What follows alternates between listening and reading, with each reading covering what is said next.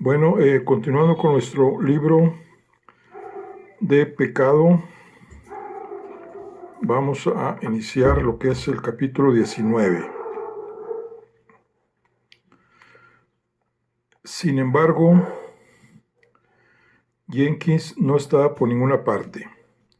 Había hablado con la señora Duffy, eso le contó ella misma a Strafford, y le había preguntado por qué había limpiado la sangre de la biblioteca y de las escaleras. Luego había deambulado por la casa un rato y había vuelto a inspeccionar la habitación donde había dormido el padre Tom y el lugar del pasillo donde le habían atacado y apuñalado. El ama de llaves le había seguido mientras husmeaba para vigilarlo, sospechando, supuso Strafford, que aunque fuese policía, o precisamente por eso, se sentiría tentado de robar. Después se puso el abrigo y el sombrero y salió de la casa, momento en el cual la señora Duffy juzgó que su deber había terminado, y bajó a su cuarto en el sótano para su costurero para darle la vuelta al cuello de una de las camisas del coronel Osborne. Tal vez, aventuró el oficial Jenkins, hubiese sacado a Sam a dar un paseo. Sam era el labrador negro. Le había cogido afecto al oficial. Strafford intentó imaginar a Jenkins y al perro andando por la nieve, con el perro olisqueando en busca de conejos y Jenkins descubriendo en su interior al amante de la naturaleza que no había sabido que era hasta ese momento. Strafford se marchó, riéndose para sus adentros. La vivienda estaba vacía. Dominic había ido a una fiesta navideña en casa de unos amigos en New Ross. La señora Osborne estaba descansando. El doctor Hamner había pasado a verla mientras Stafford estaba en Scalstone y habían enviado a Leticia a la farmacia Chergus en Enniscorthy a comprar lo que le había recetado. El coronel Osborne estaba en los establos con el veterinario del pueblo, a pesar de la impresión que había sacado Strafford a partir de las despreocupadas alusiones del coronel de que los caballos debían de consistir al menos en un par de docenas de puras sangres.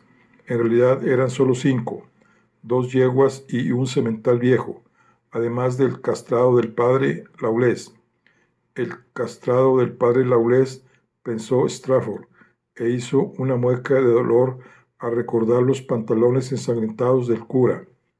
También él deambuló por la casa sin ver a nadie, oyendo solo los ruidos del día que empezaba, alguien que limpiaba las estufas, la fregona cantando, la cadena de un váter viejo, el grifo de un baño. Era una mañana normal en una modesta casa de campo del sureste de Irlanda.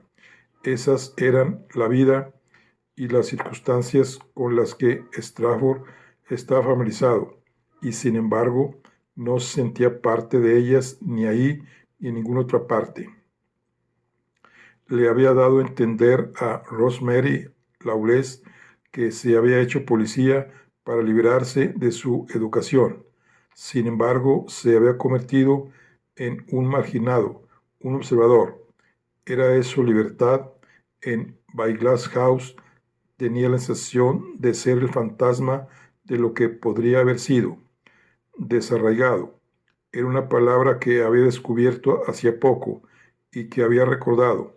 Le parecía ser el ejemplo exacto del hombre desarraigado.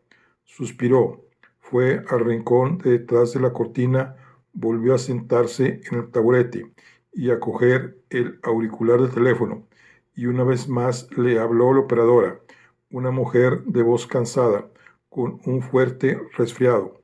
Le dio el número de la comisaría de la Garda de Pierce Street, y después de una larga espera le pasaron con el comisario jefe Hackett, que no estaba de muy buen humor. Al fin, dijo irritado, Hace 2 horas que le he llamado. ¿Dónde estaba? He ido a ver a la hermana del cura. ¿Y qué tenía que decir?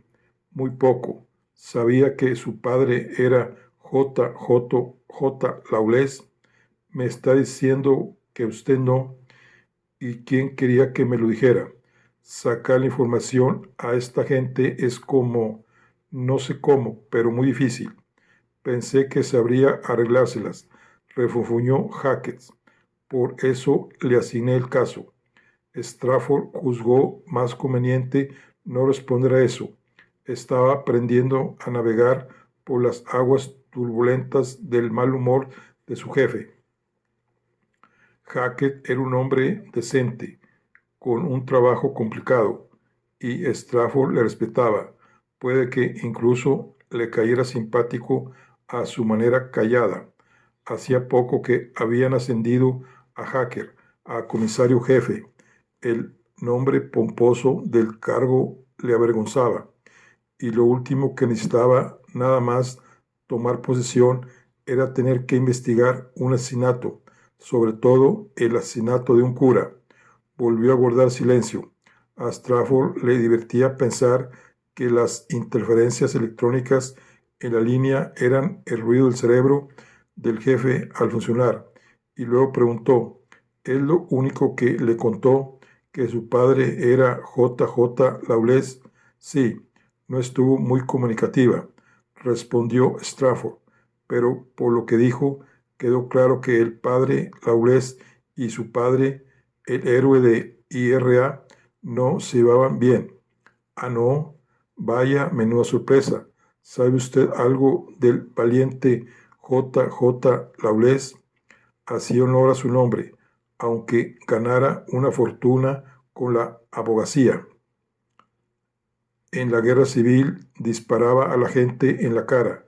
Era su marca de fábrica. No lo sabía, replicó Strafford, y metió a su mujer en un manicomio. Strafford rasgó con la uña del pulgar un poco de pintura descascarillada de la pared.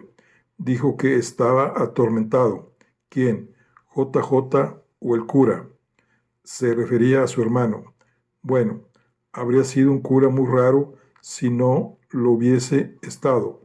Todos los curas están medio chiflados, pero no le cuente a nadie que se lo he dicho. Y a propósito, por eso le he telefoneado antes. Lo han llamado a una audiencia con su excelencia reverendísima el arzobispo. El arzobispo, el doctor Macquay en persona. ¿Quién si no? Tiene una casa ahí, en las afueras de Gorey, en la costa. Es su refugio de verano, como suele decirse. Soltó una risa. Castel Gandolfo. Dios sabe por qué estará ahí ahora en pleno invierno. A lo mejor está de retiro espiritual, meditando sobre el estado de su alma. El caso es que tiene que ir a verle. ¿Por qué? ¿Y cómo quiere que lo sepa? Strafford suspiró. Era un suceso preocupante, como si te llamaran a entrevistarte con Robespierre.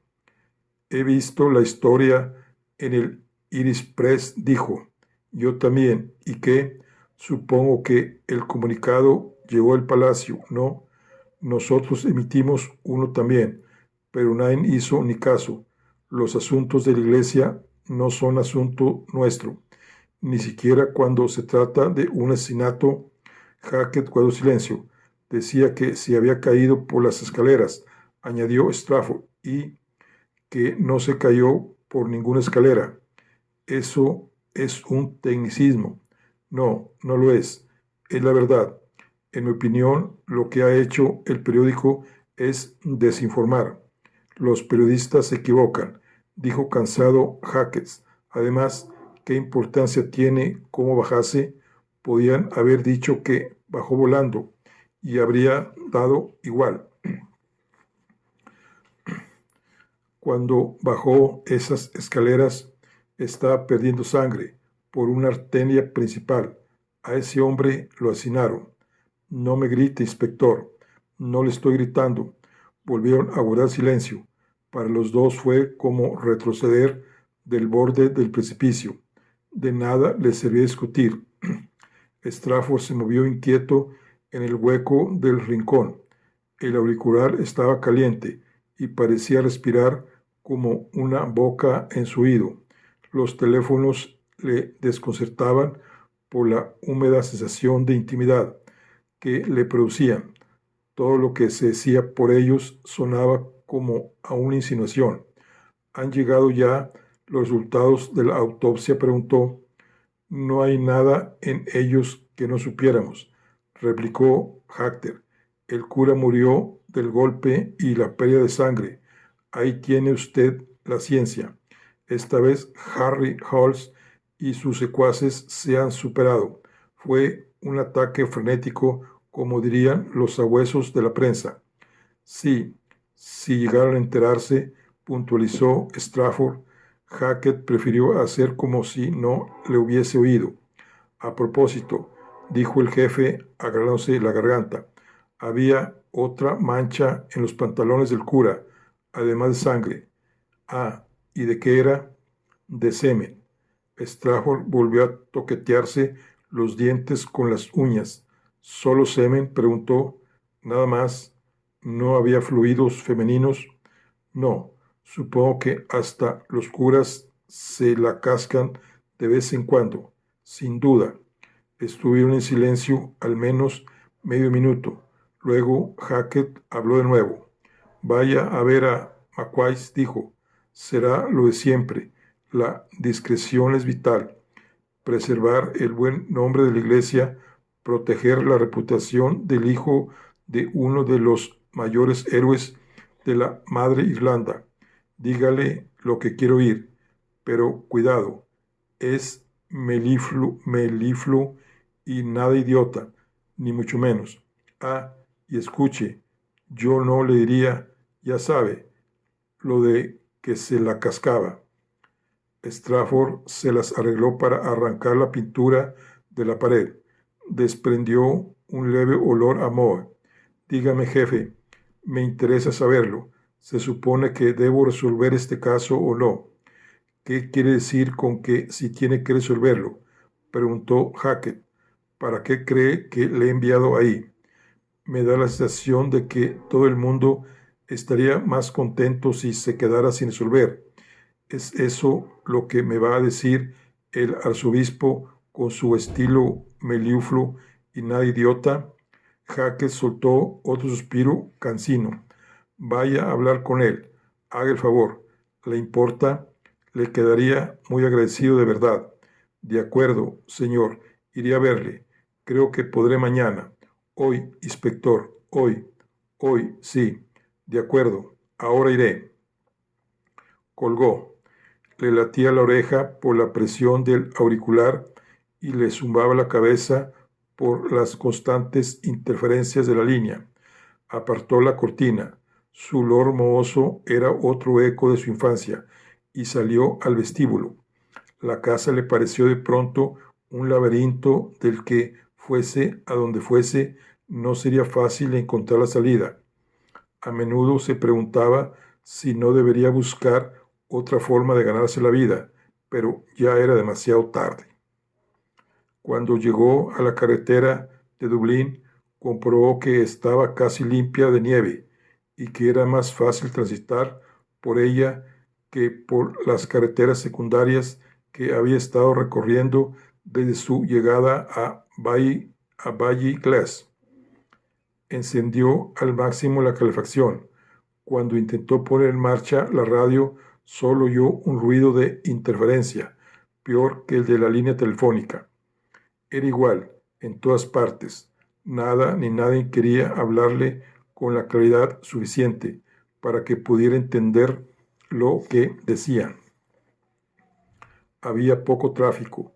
Cuervos solitarios, negros, negrísimos, aleteaban despacio sobre los campos de nieve inmaculada. Un rebaño de vacas pintas esperaba en un rincón enfangado al escaso refugio de los árboles sin hojas. Un coche había patinado en el puente de Enniscorthy y estaba cruzado en los dos carriles de la carretera, por lo que mientras lo apartaban, tuvo que esperar detrás de una fila de camiones de carbón vacíos que volvían del puerto de Roslar Harbor. Dejó el motor en marcha. Deja de tener rajado el tubo de escape. Debía de tener rajado el tubo de escape porque el coche se llenó de humo y tuvo que apagar el contacto. Mientras pasaba el tiempo, se dedicó a contemplar en silencio el río que fluía debajo de los arcos del puente, como una turbia oleada de color gris plata. Intentó identificar patrones en el modo en que fluía, pero no lo consiguió. Más abajo, donde el río tenía espacio para ensancharse, el agua iba más despacio, y aquí y allá se formaban remolinos en la superficie y luego se tragaban a sí mismos. En ambas orillas, la nieve se plegaba al llegar al borde como una gruesa manta de lana. Pensó en la pregunta que le había hecho a Hackett, y cuanto más lo pensaba, más insistente se volvía. Lo habían enviado a Baiglass solo para cumplir con la rutina de investigar el asesinato del cura y luego regresar a Dublín después de unos días sin resultados, escribir su informe y archivarlo en un estante y dejar que cayeran en el olvido las páginas amarillentas y la carpeta se curvase por los lados. La vida no era como en las películas, se dijo, como si lo necesitara, y la mayoría de los asesinatos no llegaban a resolverse. ¿Por qué iba a ser este caso distinto de tantos otros? A esa pregunta solo podía dar, eso creyó, una respuesta. Era diferente porque se lo habían asignado a él. Harry Hall podía estar demasiado aburrido para que le importase quién había apuñalado al cura y mutilado su cadáver, y Hackett podía temer las consecuencias de que descubriese al asesino, pero él no era Hackett y desde luego no era Harry Hall. El arzobispo movería el dedo y se lo llevaría a los labios para recomendarle discreción, pero Strafford no quería ser discreto. Un hombre había muerto de una manera espantosa. Solo en las novelas policíacas más amables el cadáver acababa en la biblioteca sin antes haber pasado, aunque fuese brevemente, por un infierno de angustia y sufrimiento, y su muerte merecía más que unos cuantos párrafos mentirosos en un periódico. Por fin apartaron el coche a un lado y los camiones empezaron a moverse, trompeteando como elefantes y resoplando nubes gris azuladas de humo por el tubo de escape. Strafford encendió el motor, toqueteó el cambio de marcha como si estuviese despertando a un perro, soltó el embrague y siguió el viaje. No se hacía ilusiones sobre la misión que tenía por delante. La muerte del cura era una molestia para todos, para los Osborne, para Hackett y sin duda también para el arzobispo, y todos preferirían que se olvidase. Era él el único que se lo tomaba como una afrenta personal. No puede llorar como Rosemary Lawless por el muerto. No le pedían compasión. Hacía mucho que había perdido la fe en la posibilidad de la justicia, pero no podría al menos conseguir una especie de ajuste de cuentas. No sería tanto pedir. A 1 kilómetro de Baix-Caniu pasó por una placa de hielo y notó que los neumáticos perdían agarre. Por un segundo o dos, el coche pareció despegarse de la carretera y volar, mientras se deslizaba con elegancia hacia la izquierda. Subía a la cuneta cubierta de hierba y el motor se ahogaba y se paraba. Strafford soltó las manos del volante, suspiró y blasfemó. Tendría que apearse, hacer una señal a algún vehículo, volver al pueblo por el que acaba de pasar encontrar un teléfono y pedir ayuda. Maldijo de nuevo, esta vez con más violencia. Casi nunca maldecía. Era cuestión de educación. Jamás había oído a su padre blasfemar ni decir palabrotas. El coche, por suerte, era un bicho pequeño y resistente. Él lo llamaba el jabalí y solo tuvo que tirar una vez del estrangulador y con gran alivio por su parte el motor cobró vida. Con una sacudida y un estremecimiento siguió el viaje. La casa del arzobispo estaba lejos de la carretera principal, al final de un zigzag de calles cada vez más estrechas que llevaban a un camino de barro con una cresta de hierba en el centro. Strafford se perdió y tuvo que parar a preguntar 3 veces, una en una taberna y 2 en una granja, que resultó ser la misma, para gran regocijo del granjero y su mujer. La casa, cuando por fin la encontró, se alzaba en un promontorio solitario, delante del mar y del horizonte vacío. Era un edificio de una sola planta, revestido de piedra, con ventanas sencillas y una puerta principal muy estrecha. Strafford tuvo que parar el coche, apearse y abrir una puerta de hierro negra que daba a un sendero corto de grava. A su izquierda había un rebaño de ovejas desperdigadas por una pendiente cubierta de nieve. A su derecha, al pie de unos toscos escalones de piedra, una playa se curvaba hacia el norte y enseguida se disolvía en la fantasmal niebla marina. Al lado de la casa había aparcado un enorme Citroën negro en un cobertizo con el techo de hierro corrugado. Las ventanillas del coche tenían cortinas de tela que pueden echarse para garantizar la intimidad episcopal. El cristal del parabrisas era tan grueso que Strafford dudó si no sería antibalas. La idea no era tan absurda, en vista del destino sufrido por el padre Tom Lawless, a manos de una persona o personas con poco respeto por el clero. Le abrió la puerta un anciano menudo de aspecto vagamente eclesiástico, con los ojos llorosos y una maraña de venillas rotas en los pómulos. Llevaba un delantal largo en forma de tubo con el cordel atado con fuerza por delante. Strafford le dio su nombre y el hombre asintió con la cabeza y no dijo nada.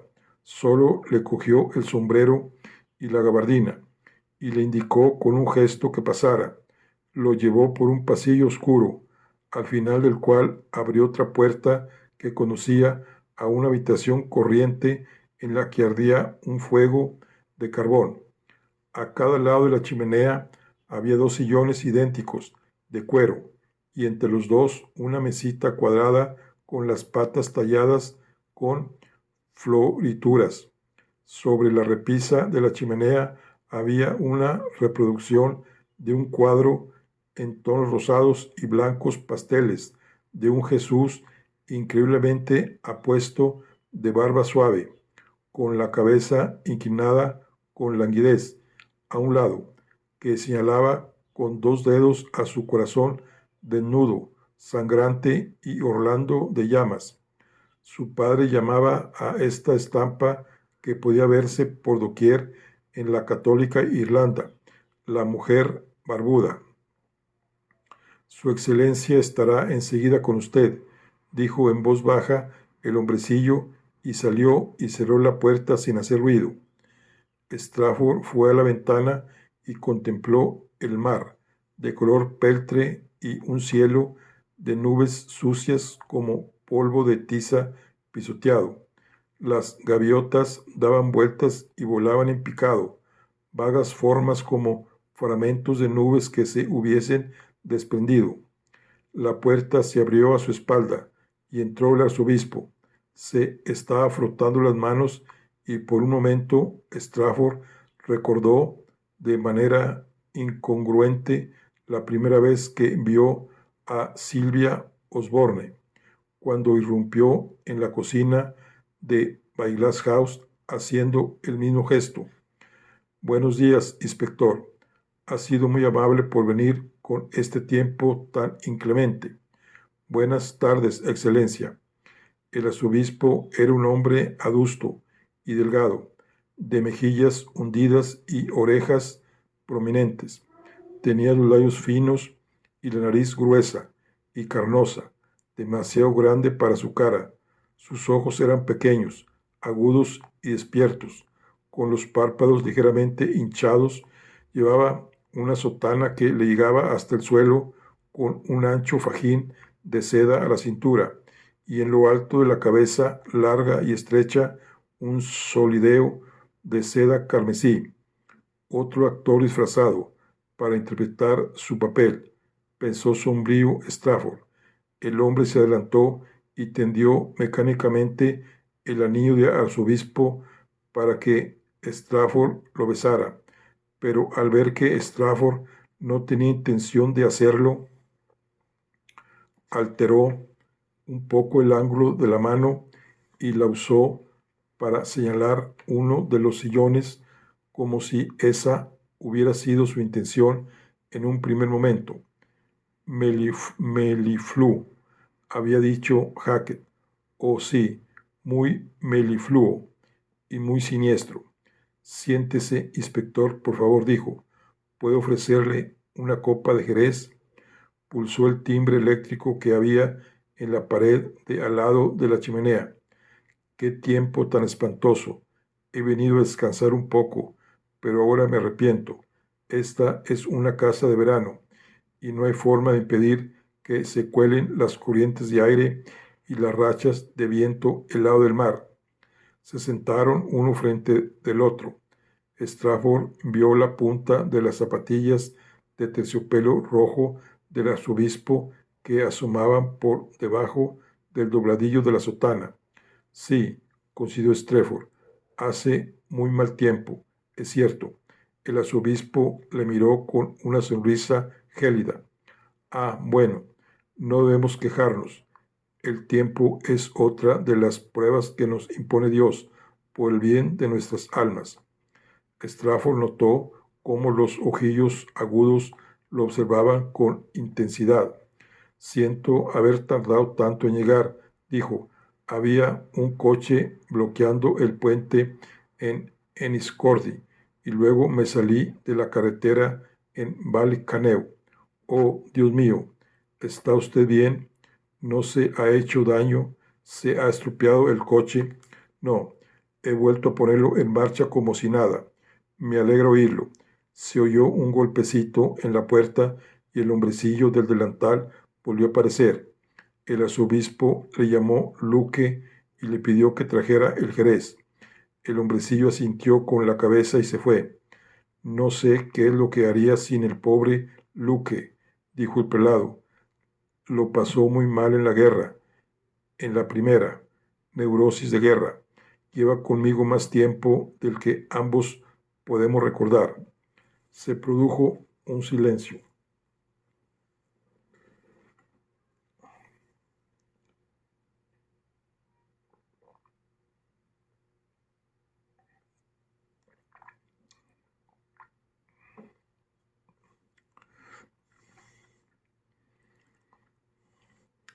El arzobispo ladeó la cabeza y miró el fuego, donde un carbón estaba emitiendo un agudo silbido.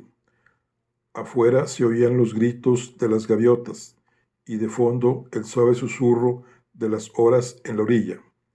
¡Qué espanto lo de Baiglass!, dijo el arzobispo, con los ojos fijos en las llamas. Había apoyado los codos en los brazos del sillón y juntó las manos con los pulgares entrelazados. Sus manos estaban tan exangües como su rostro.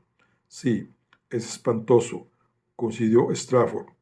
Reparó en que estaba respirando a todo pulmón, como un luchador. Pensó irónico al salir al cuadrilátero. El criado Luque volvió con una botella de jerez y 2 copitas, muy ornamentadas en una bandeja redonda de madera cubierta con un tapete de encaje. También había otra bandeja con galletas Marietta. Luque dejó la bandeja de las copas en la mesa y llenó con cuidado las copas del vino marrón oscuro y glutinoso con la mano temblorosa. ¿Alguna cosa más, excelencia? No, por ahora no, Luque, gracias. Entonces iré a Gorey. Nos hacen falta huevos. Claro, Luque, claro. Otra vez esa sonrisa fría y seca a beneficio de Strafford. No podemos quedarnos sin huevos. Luque asintió con la cabeza y volvió a marcharse, cerrando otra vez la puerta con cuidado y sin ruido. Podría haber sido la puerta de una cripta. El arzobispo le dio una copa a Strafford. Bebieron. El jerez estaba dulce como un jarabe. Estas copitas, dijo el pelado, sosteniendo la suya a la altura de los ojos, fueron un regalo del cardenal Missenti, directas de Budapest. Llegaron en valija diplomática. Sabrá usted, claro que el cardenal vive en la embajada estadounidense, donde le concedieron asilo después de que los soviéticos aplastaron el alzamiento húngaro. Si lo que dicen los periódicos sobre la situación ahí es cierto, y me temo que lo es probable que tenga que quedarse bastante tiempo. Otro de los guerreros de la Iglesia perseguidos por defender la paz. Strafford sabía lo de Mindicenti y su oposición a los comunistas, lo de su encarcelamiento y tortura. También estaba al tanto de las acusaciones contra él de ser un nazi entusiasta y un antisemita implacable. Supuso que había sacado su nombre a colación como una especie de prueba, pero sí lo era. Strafford no entró al trapo y guardó silencio. Bebió otro trago de jerez. Afuera oyó el gruñido del motor del Citroën al ponerse en marcha. Debe ser Luque que iba a comprar huevos. Excelencia, ¿puedo preguntar por qué me ha hecho llamar? Oh, pero si no le he hecho llamar, le dije al inspector jefe de la Garda. ¿Conoce usted al inspector jefe Pilán? Es un buen hombre, un hombre de fiar. Le dije que sería bueno que usted y yo tuviésemos una conversación. Otra vez desvió los ojos hacia el fuego. Pobre padre Laulés, qué crimen tan horrendo. ¿Conoce los detalles de la muerte del padre Laulés? Desde luego que sí. El inspector jefe Pelán me ha telefoneado hoy, después de saber los resultados de la autopsia. Se ha cometido un pecado espantoso. El padre Laulés, Dios se apiade de su alma, era uno de los sacerdotes más populares de la diócesis, de todo el condado, de hecho, de toda la provincia de Leinster. Su muerte es una enorme tragedia. ¿Quiere otro traguito de jerez? No está muy fuerte el fuego. Tal vez podríamos apartar un poco los sillones. Estos días me afecta mucho el frío. Monsieur, el Iris Press ha publicado hoy una columna, y el Independiente también, aunque veo, frunció los labios, que no ha salido en el Irish Times. Supongo que leerá usted el Times. Tengo entendido que es usted uno de nuestros hermanos separados. Mi familia es protestante, sí, es a eso a lo que se refiere, dijo, cohibido, Strafford, que estaba decidido a no dejarse enredar. Solo he visto la del Iris Press. La noticia en el Independiente era muy parecida. Como sabrá por su conversación telefónica con el inspector jefe Pilán, la noticia es como mínimo incompleta. El arzobispo dejó la copa en la bandeja, se dio la vuelta en la butaca, cogió el atizador, lo clavó en el fuego y atizó con fuerza las brasas. Imagino, dijo, que habrá sido porque el resultado de la autopsia no se ha conocido hasta esta mañana y los periódicos salieron anoche. Se recostó en el sillón, volvió a apoyar los codos en los reposabrazos y una vez más juntó las yemas de los dedos. La gente olvida a menudo, añadió, mirando al techo, que los periódicos siempre publican noticias atrasadas. La radio, claro, se supone que es mucho más inmediata, pero a menudo me he dado cuenta de que las noticias del radio apenas se diferencian de las de los periódicos. De hecho, tengo la sospecha de que los de el radio Irán se basan más en las noticias de los periódicos de lo que están dispuestos a admitir. ¿O estoy siendo mal pensado? Frunció de nuevo los labios, pero esta vez sonrió casi con picardía. ¿Usted qué cree? Stafford dejó también la copa, con la mitad del jerez imbebible sin beber. Doctor McQuay, dijo, dentro de un par de días enviaré mi informe sobre la muerte del padre Laurez. Ya he mandado por medio de un colega mis conclusiones preliminares a mi superior en Dublín. Dice usted que los resultados de la autopsia se conocieron esta mañana. No es cierto. Es decir, lo que se ha publicado es una versión muy selectiva de los mismos. El padre Laurez no murió por una caída. Si el inspector jefe Pelan le ha dado todos los detalles de lo que ha descubierto el patólogo, ya sabe usted cómo murió. Cuando los periódicos se enteren de los verdaderos detalles del caso, cuando, murmuró el arzobispo, está mirando sus dedos en punta con una expresión deliberadamente preocupada. Stafford no dijo nada al principio, pero él también entrelazó los dedos con los pulgares hacia afuera y se inclinó hacia adelante en la silla. Me gusta pensar que solo tengo una cosa en común con los periodistas, dijo, y es la curiosidad. Aquí hay una historia, como dirían ellos, una historia trágica, pero también sensacionalista, y puede estar seguro de que querrán publicarla. El arzobispo, sin mover la cabeza, desvió la mirada de la yema de los dedos al hombre que tenía delante. Querrán publicarla, claro, dijo en voz baja. De lo contrario, no estarán haciendo su trabajo. Pero ¿cree usted que llegarán a enterarse? Lo que creo es que hay cosas demasiado grandes para ocultarlas. El arzobispo se sentó más erguido, ladeó un poco la cabeza y miró de reojo a Stafford. Ocultarlas es una palabra que me preocupa. ¿Puedo preguntar, Excelencia, qué palabra usaría usted? Callarlas. Sería más exacto en este contexto. ¿No cree? Stafford hizo ademán de responder, pero el arzobispo, sonriendo, alzó la mano para cortarle y todavía sonriendo se levantó de la silla, fue a la ventana y se quedó ahí con las manos a la espalda, contemplando el frío y desolado paisaje del mar, de color gris metálico, y el cielo aún más gris. La nuestra es una nación joven, inspector Stafford.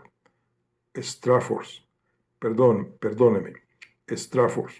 Como digo, es una nación joven que conserva intacta la mayor parte de su inocencia primitiva.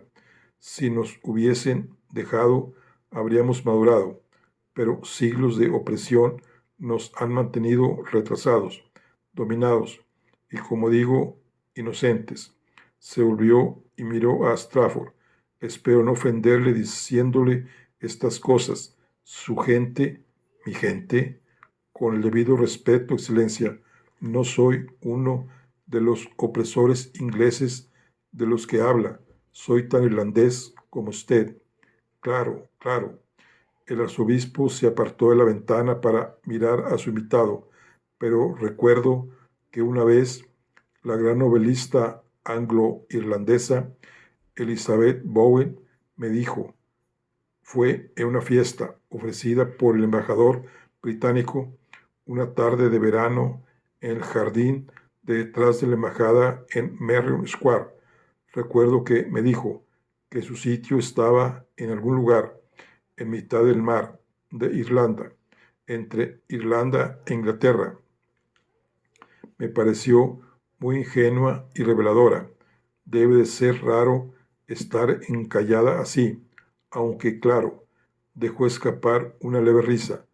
En sentido estricto, no se puede estar encallado en mitad del mar.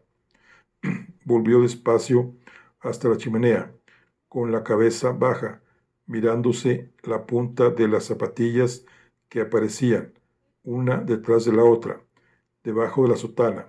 Se detuvo delante del fuego y extendió las manos que, delante de las llamas susurrantes, estaban tan pálidas como el esqueleto de una sepia. La señora Bowen es protestante, claro. Siento el mayor respeto por su iglesia y por su credo, que ha producido tantas nobles inteligencias o sensibilidades, si me permite decirlo así, pero, en fin, soltó un pequeño suspiro.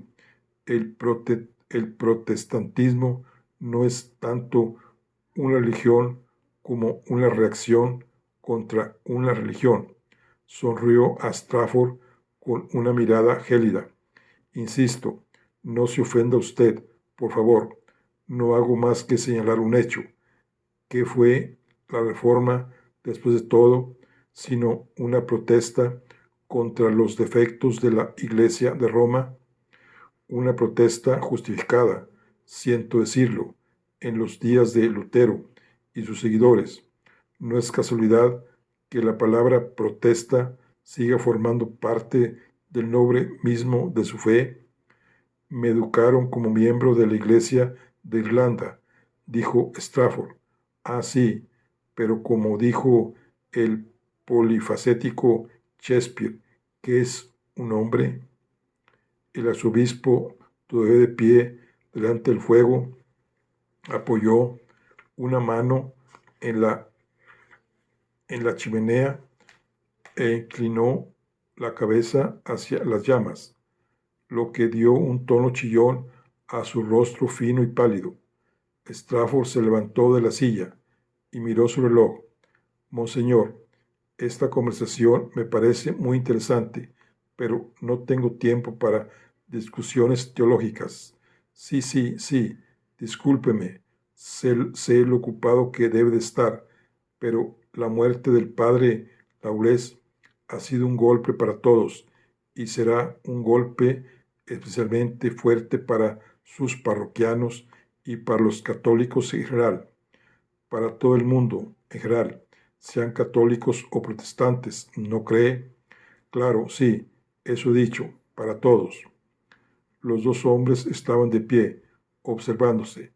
Strafford notó el calor del fuego en la pernera del pantalón. Miró hacia la ventana y vio que otra vez había empezado a nevar, sin demasiada fuerza. Pensó en las carreteras. No le gustaría quedarse atrapado ahí, en ese sitio frío, con ese hombre frío. Volvió a consultar el reloj. Sí, tiene usted que marcharse, lo entiendo, dijo el arzobispo, levantando conciliador las manos. Pero antes de que se vaya, unas últimas palabras, ahora que tenemos ocasión. Bajó los ojos. Como le he dicho, conservamos como nación un notable, algunos dirían que deplorable grado de inocencia. En muchos sentidos somos como niños. Tenemos la sencillez y el encanto de un niño y al mismo tiempo, he de confesarlo, la capacidad para el mal de un niño. Tardaremos mucho en alcanzar la madurez. Al fin y al cabo, crecer es un proceso lento y a menudo doloroso que no conviene forzar.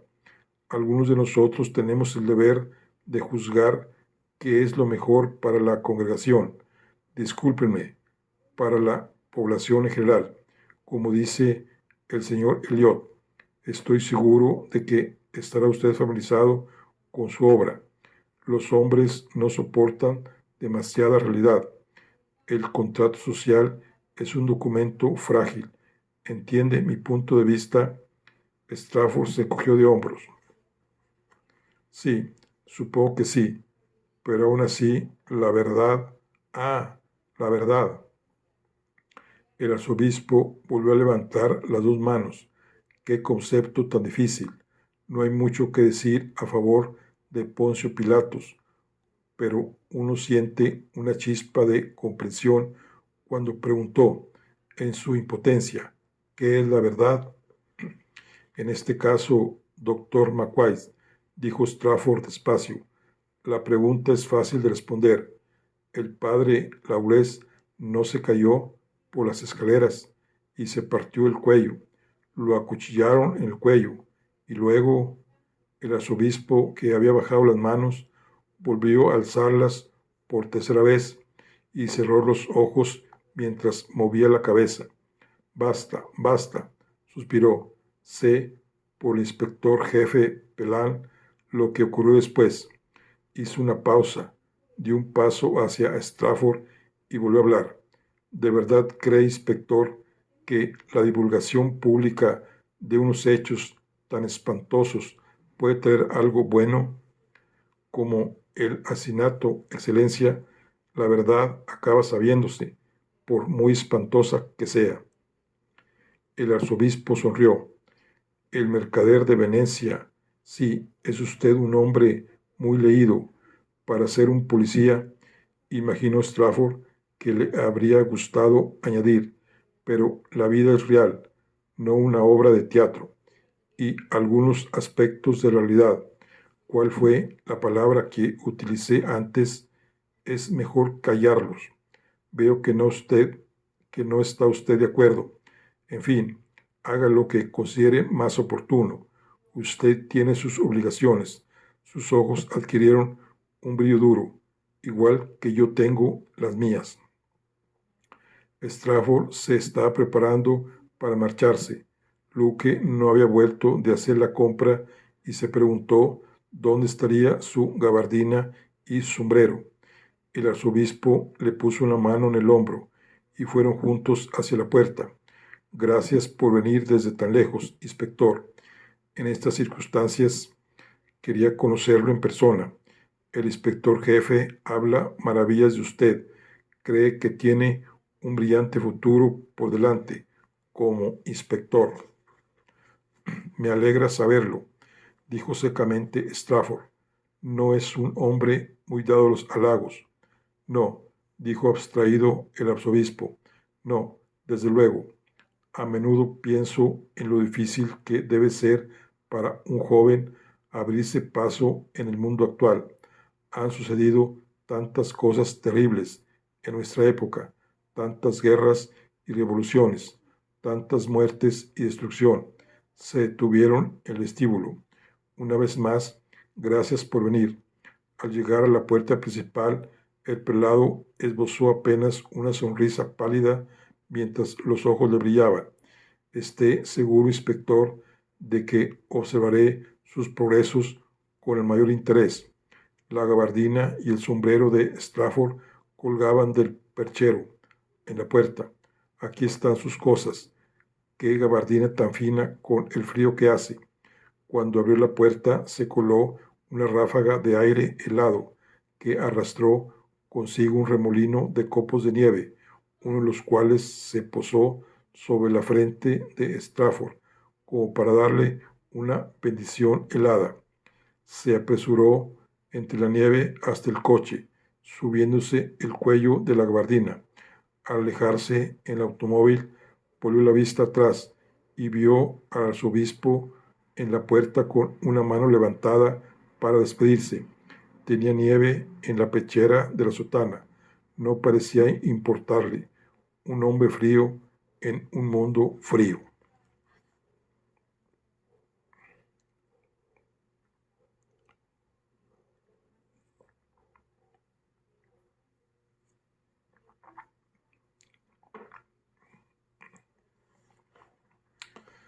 Capítulo 20. El viaje de vuelta a Baiglass no fue tan peligroso como se había temido. Cuando llevaba recorridos 5 o 6 kilómetros, dejó de nevar de repente y pudo parar los limpiabrisas.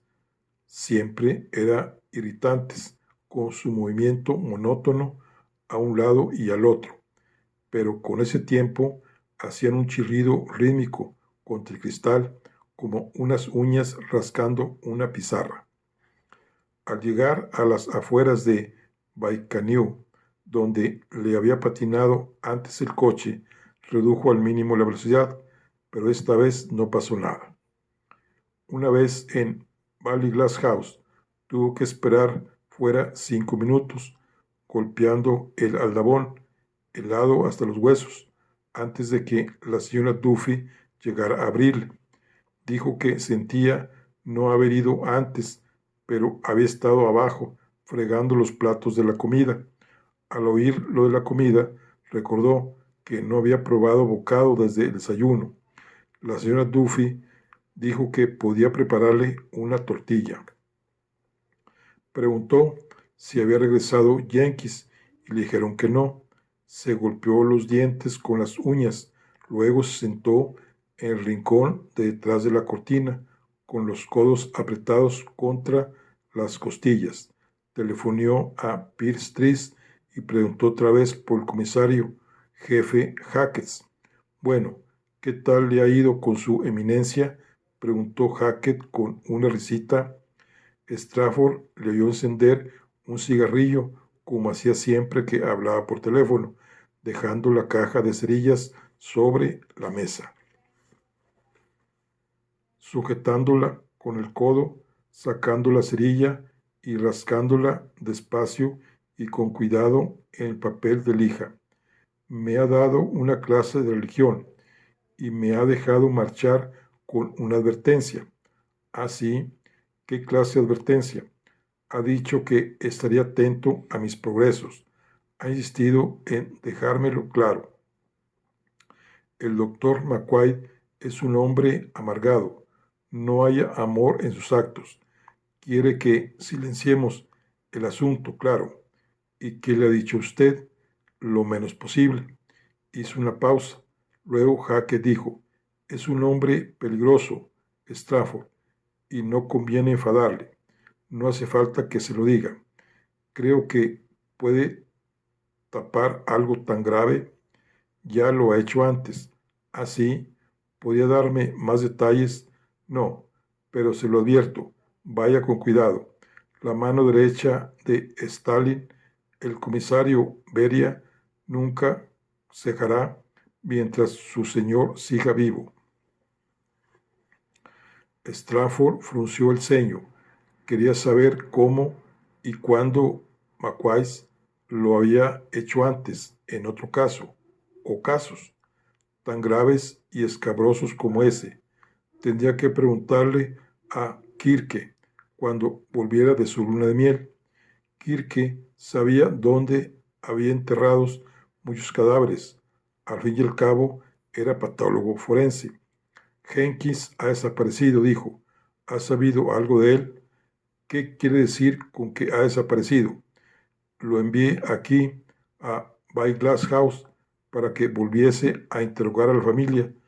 Llegó, habló con el ama de llaves, luego salió, según ella, y no se le ha vuelto a ver. ¿Dónde podría haber ido? Está nevando allá igual que aquí. Sí, jefe, nieva casi todo el tiempo. Empiezo a pensar que no va a parar nunca. ¿Cuánto hace que ha desaparecido? Oh, 3 o 4 horas.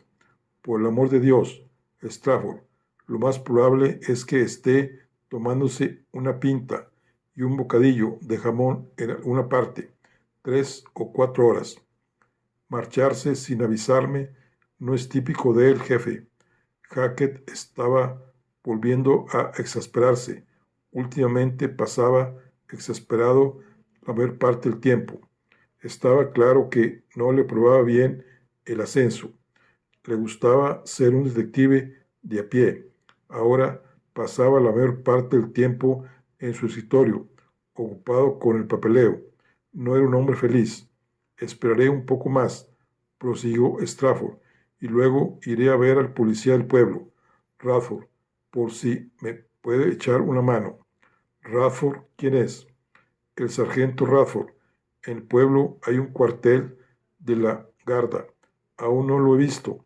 Se supone que tiene la gripe. Creo que es alcohólico.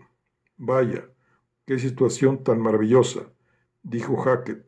Su ayudante ha desaparecido y el policía del pueblo está sufriendo los horrores del delirium tremens. Buena suerte. Y colgó. La señora Tuffy le había dicho que le avisaría cuando estuviera lista la tortilla. Mientras esperaba, anduvo hasta el sofá. Fue a la ventana donde había estado el día anterior con Leticia y estuvo viendo caer la nieve sobre el césped y los campos de atrás. En esos momentos la montaña apenas era visible, una silueta fantasmal y flotante, como el monte Fuji, en el trasfondo de una estampa japonesa. Un petirrojo se posó en una rama al otro lado de la ventana y se quedó ahí, ahuecándose las plumas. Strafford estaba convencido de que era el mismo que había visto. ¿Cuándo? ¿Cuándo lo había visto? ¿Ayer? ¿Hoy? El tiempo estaba gastándole malas pasadas. Otra vez, podría ser el mismo pájaro y que le estuviera siguiendo. El recuerdo de su madre volvió a su imaginación. Su madre en el lecho de muerte, improvisado, observando a los pájaros en la hierba a medida que decaía la luz del día y también su propia luz. ¿Por qué pensaba tanto en ella? Apenas lo había hecho en los últimos años, pero ahora cada vez que veía un pájaro en la nieve, su fantasma reaparecía. ¿Quién había dicho que la casa estaba encantada? Desde luego, para él lo estaba.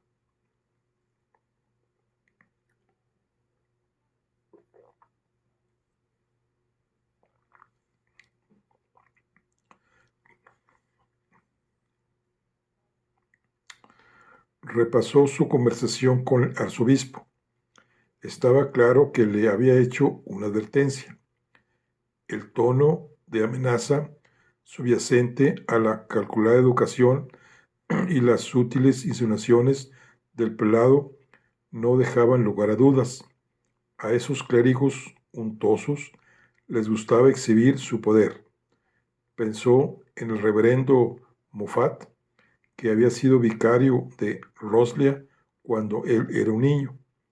El pobre Moffat, con su pelo plateado, su coronilla sonrosada, sus manos pálidas e incompetentes y sus modales animados y contritos, John Charles Mackay debía de zamparse a gente como el reverendo Moffat como aperitivo antes del desayuno. Strafford no conocía al inspector jefe Jack Pelan. ¿De verdad habría hablado bien de él, como había dicho el arzobispo?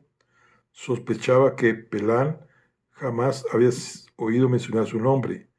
De todos modos, pensara lo que pensara, bastaba con una palabra de su excelencia reverendísima, John Charles, para que lo destinasen a algún pueblo en el ventoso oeste de Irlanda, donde se pasaría el día persiguiendo a ladrones de gallinas y las noches multando a colegiales por no llevar luces en la bicicleta.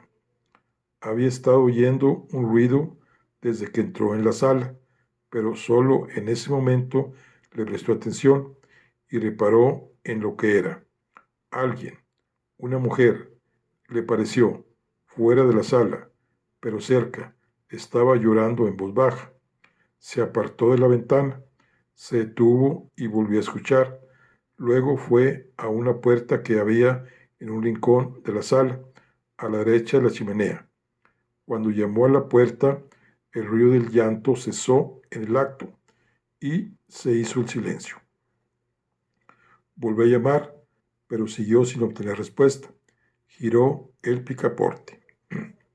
Silvia Osborne estaba sentada, o más bien reclinada, en el sofá amarillo de su bombonera, con las piernas en alto y tapada con una manta. Reparó por su postura, apoyada en el codo y con un hombro más alto que el otro, en que había estado tumbada y se había incorporado al llamar él a la puerta. Sus ojos, ribeteados de rosa, hacían que el rostro pareciera aún más pálido.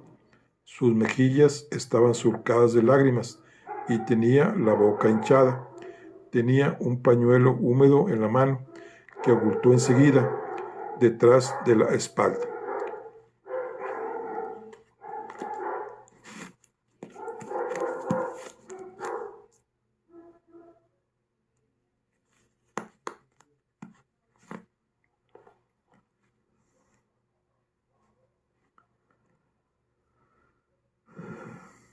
Llevaba una blusa blanca y una rebeca de color azul celeste. «¿Es usted, hijo?» Pensé que era Jeffreys. Strafford entró en el cuartito. Parecía menos recargado que el día anterior, tal vez porque la cara empapada de lágrimas de la mujer y su gesto angustiado prestaban al lugar cierto aire solemne. Una mancha seca y grisácea le corría por un lado de la barbilla, donde la saliva le había goteado por la comisura del labio cuando estaba tumbada. «Señora Osborne», dijo Strafford yendo hacia ella. «¿Qué sucede? ¿Qué ha pasado?» Al principio ella no respondió, pero luego arrugó el rostro y empezó a llorar otra vez. «Todo es culpa mía», gimió con voz atragantada. Todo es culpa mía». Strafford se sentó en el extremo del sofá y ella apartó las piernas debajo de la manta, como si temiese que pudiera tocarla. «No entiendo», dijo él. «¿Qué quiere decir con eso de que es culpa suya?» «¿Se refiere a la muerte del padre Lawless?» Ella alzó el brazo y se tapó la cara con el hueco del codo, donde la manga de la rebeca ahogó sus sollozos. Dijo algo que él no comprendió. La cogió de la muñeca con toda la amabilidad posible e intentó que bajase el brazo, pero ella volvió a soltarse. «Cuénteme lo que pasa», le dijo en voz baja, como a una niña pequeña, y de hecho despedía el mismo olor lechoso y cálido de un niño disgustado. Se imaginó cogiéndola en brazos y tocándole la cara con la yema de los dedos, y a ella apoyando la cabeza en su hombro y suspirando su cálido aliento contra su cuello. Ella apartó la mirada y se mordió el pulgar. Al menos no se lo chupó como había hecho Leticia cuando la encontró el día anterior en una pose similar, con una manta sobre las piernas. «Lo siento», dijo la mujer. Había dejado de llorar. Desde el pasillo llegó la voz de la señora Duffy llamando a Strafford. La tortilla estaba lista. Vino aquí por mí», dijo Silvia Osborne, entre leves hipidos. «Seguía viniendo por mí. Tendría que haberlo impedido. Debería haberle dicho que no viniera». Strafford intentó disimular su sorpresa. ¿Habían tenido el cura y ella una aventura amorosa? La posibilidad no se le había ocurrido, aunque debería haberlo pensado. Eso explicaría muchas cosas, ¿no? Pero ¿las explicaría?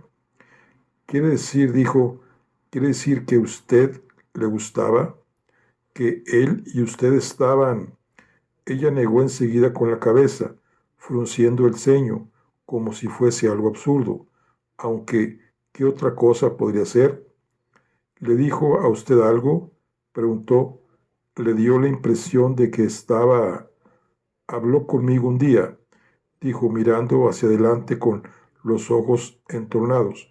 Creo que había estado bebiendo y le di un poco de jerez, aunque no debería haberlo hecho, y se bebió una copa tras otra. Estaba sentado ahí, donde está usted ahora. Sus ojos estaban muy raros, como si viese algo, no sé, algo horrible. ¿Y qué dijo?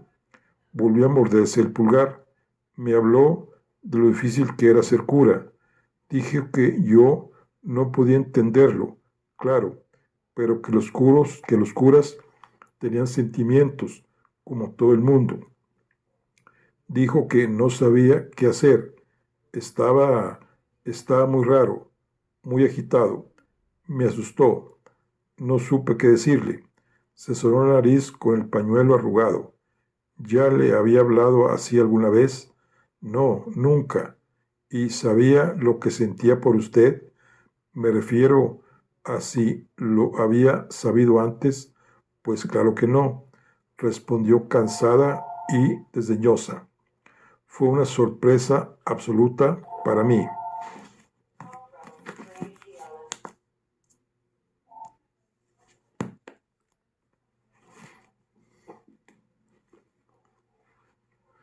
Pues claro que no, respondió, cansada y desdeñosa.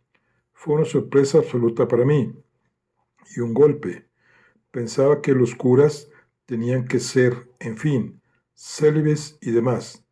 Temí que Godfrey entrase de pronto, como hace él. ¿Y qué habría dicho?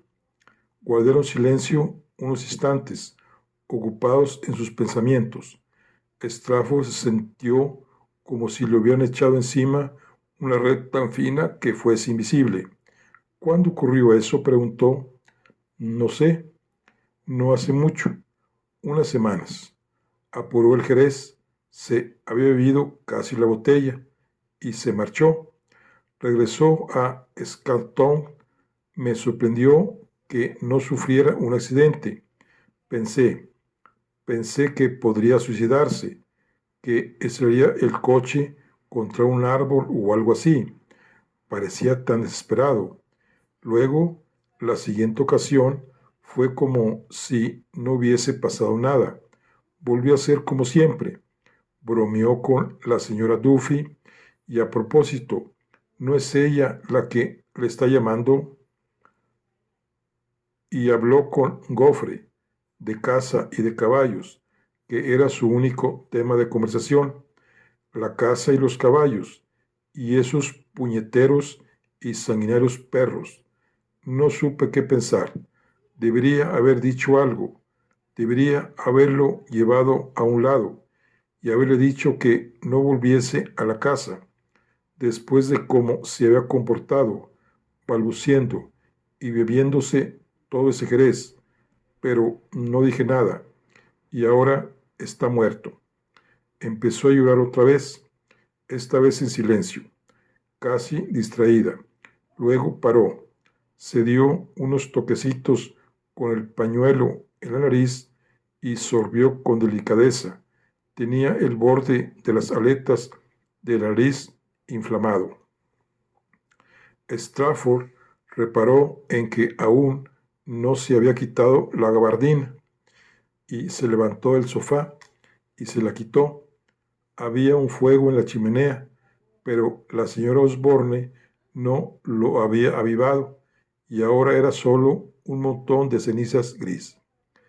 ¿Y cree usted, dijo Strafford, que lo de que viniera aquí y hablase con usted de ese modo, cree que ha tenido algo que ver con su muerte? Ella le miró con intensidad. ¿Qué quiere decir? Acaba de decir que todo fue culpa suya. Ah, sí, sí, hace un momento, al llegar yo. ¿De verdad? Lo siento. Últimamente tengo una memoria terrible. No me acuerdo de nada. Se cayó de pronto y volvió a mirarle. No pensará que estoy insinuando que lo mató mi marido, ¿verdad? Soltó una risita ahogada, apretando el pañuelo, hecho una bola contra la boca. Pobre hombre, ¿qué pensará usted de nosotros? Somos como los personajes de esas novelas de gente excéntrica en casas de campo. Se rió de nuevo, esta vez con voz menos chillona. Leticia dice que estoy loca. ¿Se lo ha dicho a usted? No, claro que no. Sí, se lo ha dicho. Lo veo en su cara. No me importa. Me odia, claro. Según ella, soy la madrastra malvada. A propósito, ¿quiere un cigarrillo? Lo siento, no, no fumo. Da igual. Miró a su lado irritada. Nunca hay nada cuando lo quieres.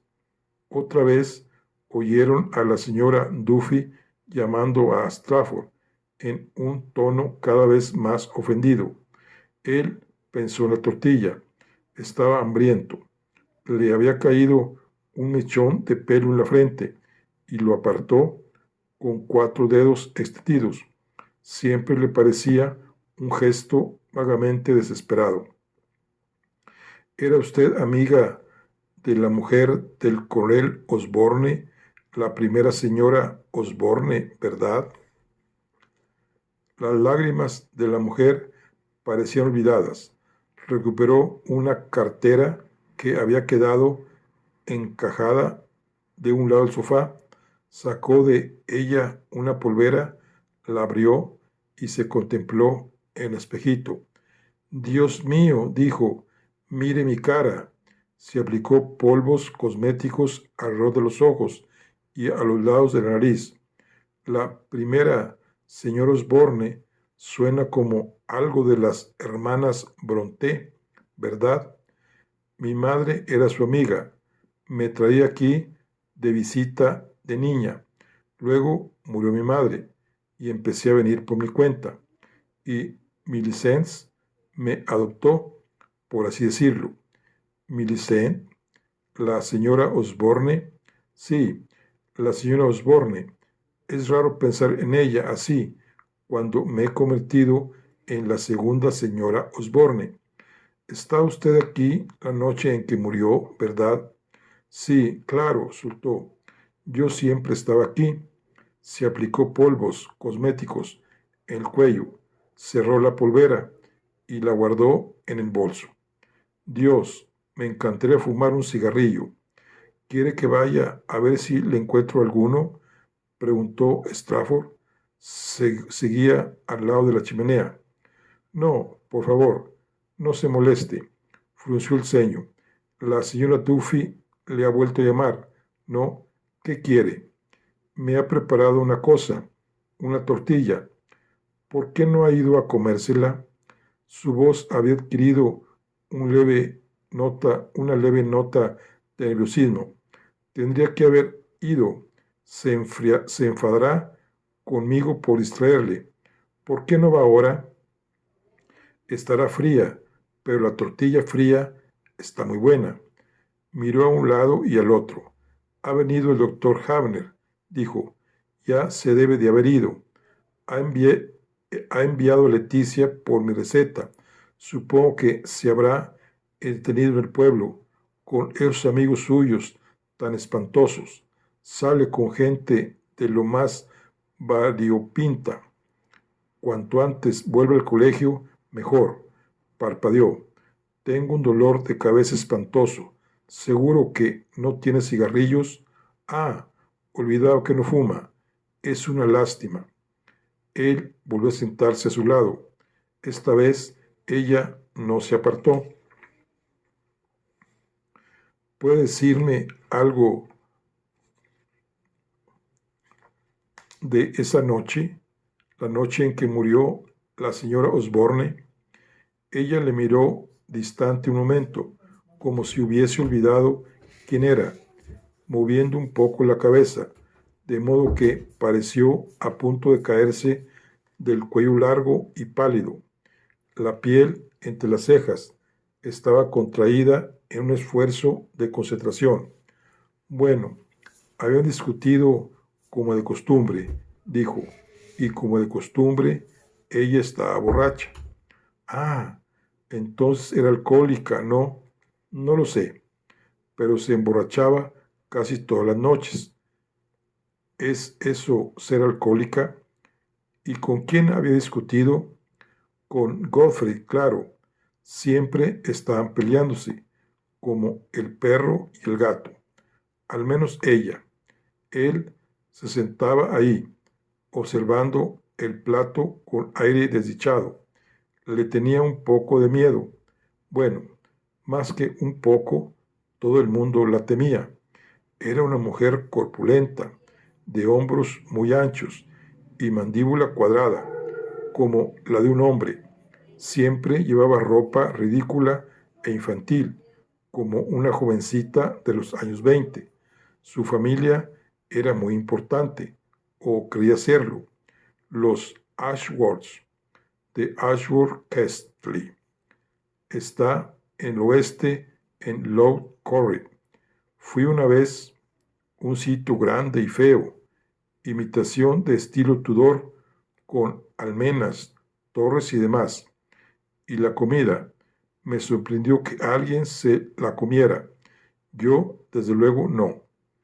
El tiempo que estuve ahí, sobreviví a base de tabletas de chocolate y galletas que compraba en la tienda de la oficina de correos del pueblo.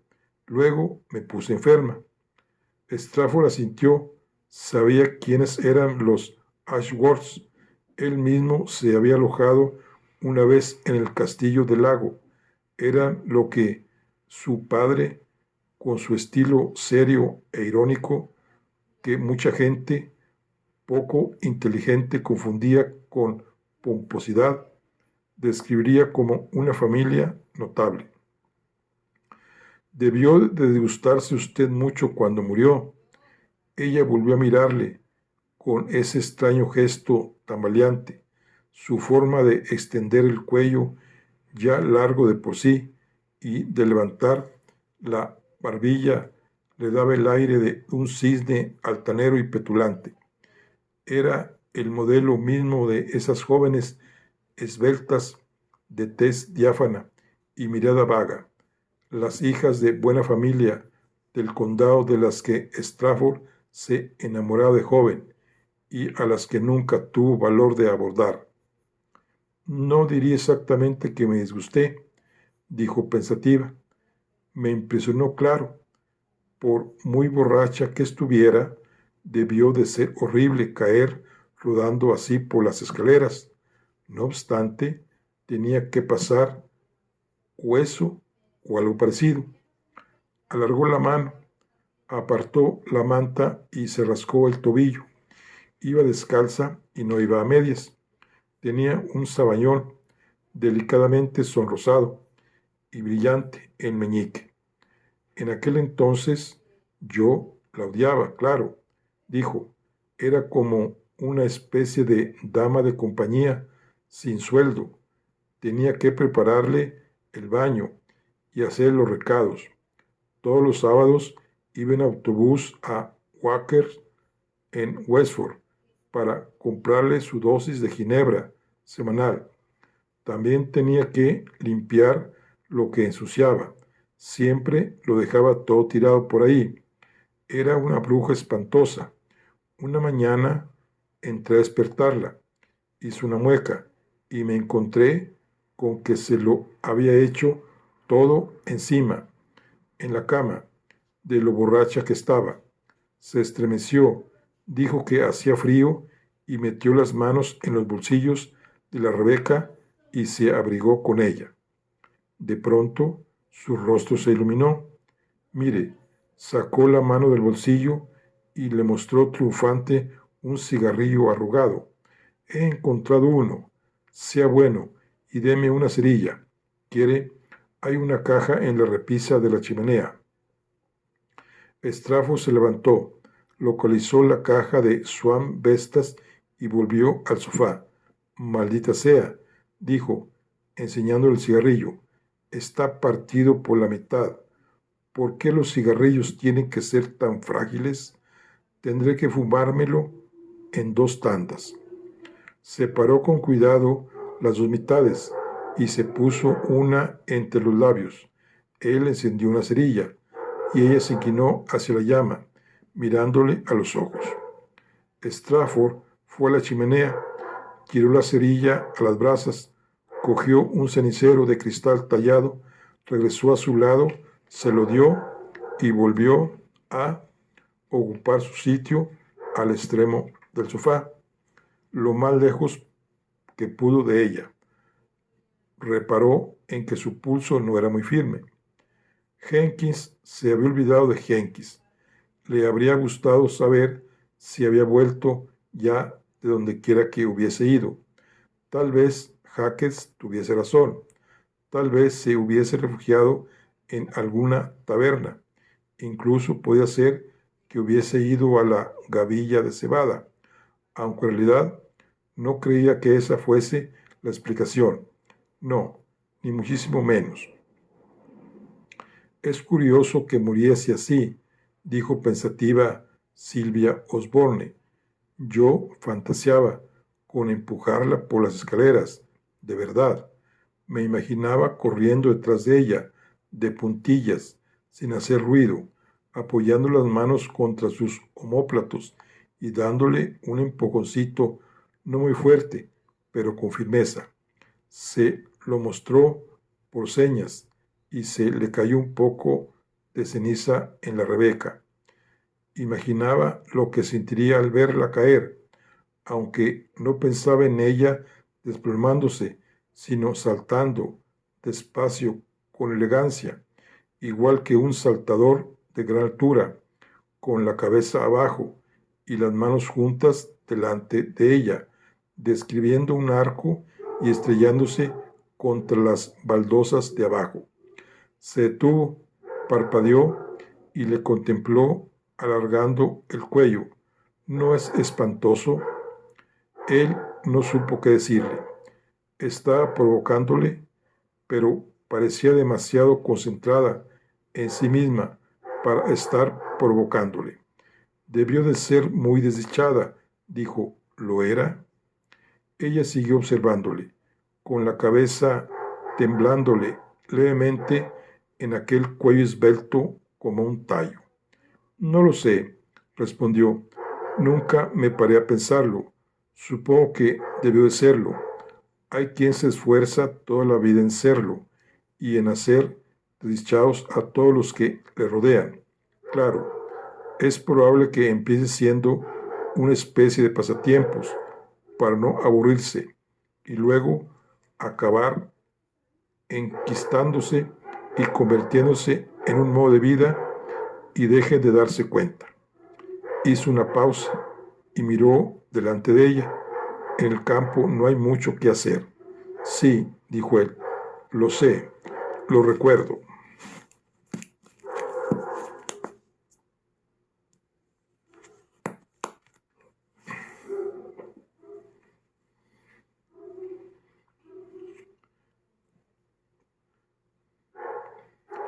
Ella encendió la segunda mitad del cigarrillo con la brasa de la primera, que luego aplastó en el cenicero. Volvió a meter las manos en los bolsillos de la Rebeca y le dedicó una sonrisa torcida. Strafford reparó en que tenía el ojo izquierdo un poco más bajo que el derecho. Eso era lo que le daba ese aspecto un poco ladeado. Recordó con sublime irrelevancia que los griegos deploraban la simetría y consideraban que solo lo desigual podía ser bello. Sylvia Osborne no era guapa y sin embargo, creo que quiere usted besarme, dijo de pronto interrumpiendo sus reflexiones. ¿No es así? Señor Osborne, yo...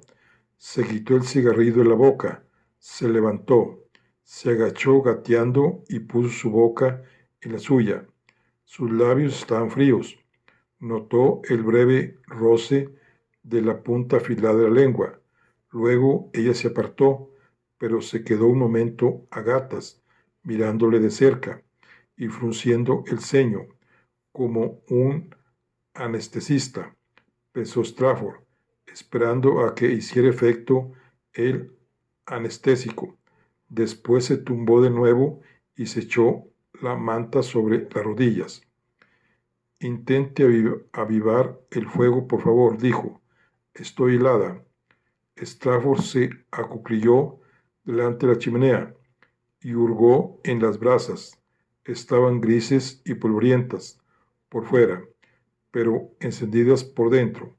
Encontró un poco de leña y la colocó encima de las brasas. Se sentó sobre los talones. Debería encenderse, dijo. Debería haberla cogido entre los brazos y haberla besado como es debido. Resultaba evidente que era lo que ella quería. Se sintió torpe, desmañado, un caso perdido. Sylvia Osborne sujetó el medio cigarrillo entre las yemas de los dedos y aspiró el poco humo que le quedaba. ¿Sabe?, dijo, creo que usted y yo nos parecemos. Ninguno de los dos tenemos ni idea de quiénes somos. ¿No cree? Yo pruebo versiones de mí misma, igual que me probaría vestidos en una tienda. Sí, ya me he dado cuenta, respondió él. Así, vaya, el cigarrillo le había quemado los dedos, así que lo dejó en el cenicero y contempló cómo se alzaba una voluta de humo gris a su lado. ¿Y usted?, preguntó. Oh, yo. Oh, supongo que he dado con la versión de mí mismo que más me gusta, o al menos con lo que creo que servirá. Tiene suerte. Levantó el brazo izquierdo y miró de cerca. Era miope el relojito de plata de la muñeca. ¿Dónde se ha metido esa condenada Leticia con mi medicina? Observó a Strafford, que seguía acuclillado junto al fuego. La leña prendió de pronto. Venga a besarme otra vez, por favor, dijo. El primero no ha contado. Solo después recordó él las preguntas que había pensado hacerle sobre su hermano, la oveja negra. Iba en secreto a la casa a verla. Le dejaba entrar ella y, de ser así, ¿por dónde? Tuvo la sensación de que debería volver a preguntarle, pero no lo hizo. Bueno, aquí concluimos la charla del día de hoy. Nos vemos en la siguiente. Hasta luego.